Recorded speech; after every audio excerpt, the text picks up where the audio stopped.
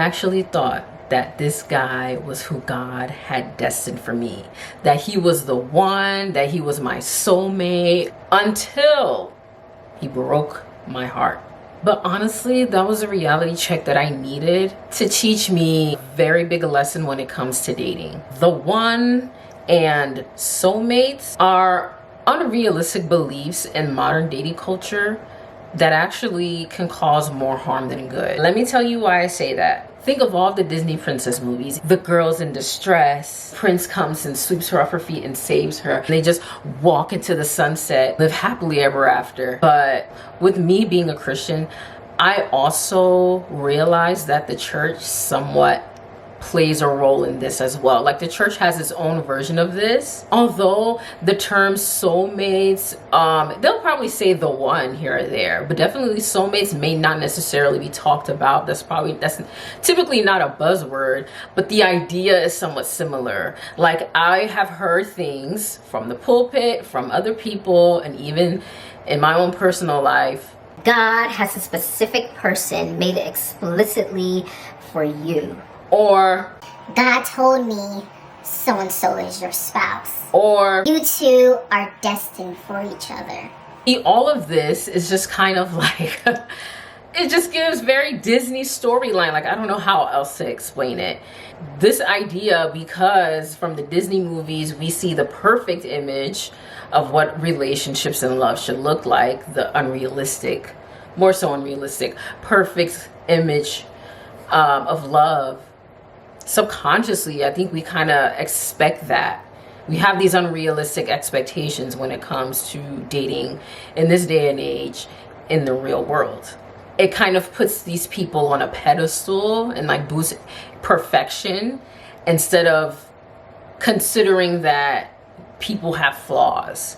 And I have heard things from people, both men and women, where it's like, if so-and-so is the person for me, if this person is right for you, those said things sound very just too perfect, as if like this person is not flawed. And we all know that that's not reality. And don't get me wrong, I don't want it to be confused with ignoring red flags. And that's another thing. Believing in soulmates and the one can also lead to ignoring the red flags.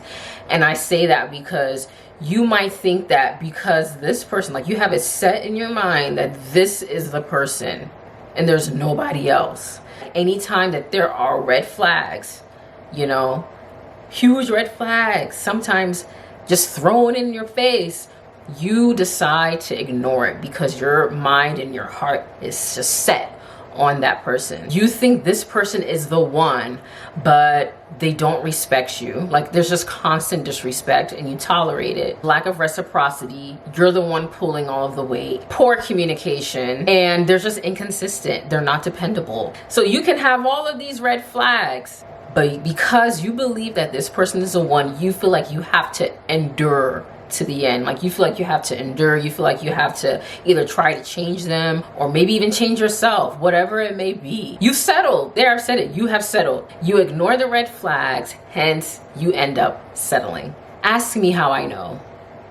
But going back to what I learned with my situation, it really made me realize like, okay, there are billions of people on this earth. You don't just feel like there is just not one person, one soulmate that you are destined with and can only be with. At once I had that shift in my mind, it made me have a completely different outlook on dating from here on out. Because now I don't look at a prospect as like the one that I have to be with. It's just kind of like, okay, is he somebody that I can match with? If not, God bless you. But next, the pressure is off. I think for both parties, the pressure is off. For you, you don't have to feel like you have to be pressured to know that you know right off the bat that this person is the one, and that you have the pressure to, regardless of all the red flags, have to endure because you think that they are the one or the one soulmate for you. Am I making sense to you? Let me know in the comments below. So what do I believe now instead? Now, one thing I would say is when you have gotten hurt take the time to heal, but do not allow yourself to be bitter. Now, I must say that I'm not speaking from a place of bitterness. I'm just speaking from a place of just experience and just what I've learned. So what do I believe now? I do believe that God does care about every aspect of our lives. And really, I know for a fact that he definitely cares about who we decide to marry, because marriage is so significant in his eyes. But I will say that I have learned, and I do believe now, that we do have the choice. We can make choices. Now, for me, I think that the choice would have to be with just what I know is acceptable to me and what isn't. You know, there are certain deal breakers that I just say, like, yeah, that's a deal breaker. It's just not going to work. Also, just being discerning. And this is also one last thing too, to not fantasize about things so much and so quickly. Because when you have an idea or a picture or a fantasy in your head, it makes it hard for you to really see things for what they are in the present, in real life. And I know us, especially women, maybe guys, but I know us girls, we do that a lot. We love to fantasize. We love to like plan the wedding immediately.